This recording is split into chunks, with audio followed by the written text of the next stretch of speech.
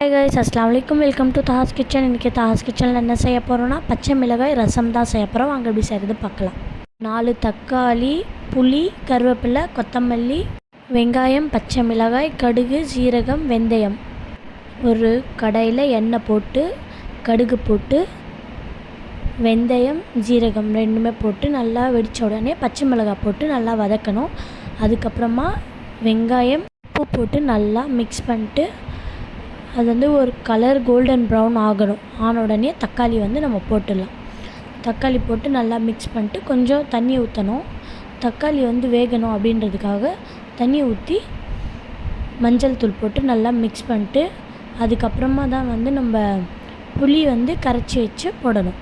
போட்டு இன்னும் கொஞ்சம் நம்மளுக்கு எவ்வளோ தண்ணி வேணுமோ அவ்வளோ தண்ணி போட்டு கொத்தமல்லி போட்டு நல்லா கொதிக்க விடணும். இந்த மாதிரி நல்லா கொதித்த உடனே இப்போ கேஸ் ஆஃப் பண்ணிட வேண்டியது தான். தாஹாஸ் கிச்சனுக்கு லைக் பண்ணுங்கள், கமெண்ட் பண்ணுங்கள், ஷேர் பண்ணுங்கள், சப்ஸ்கிரைப் பண்ணுங்கள். அஸ்ஸலாமு அலைக்கும்.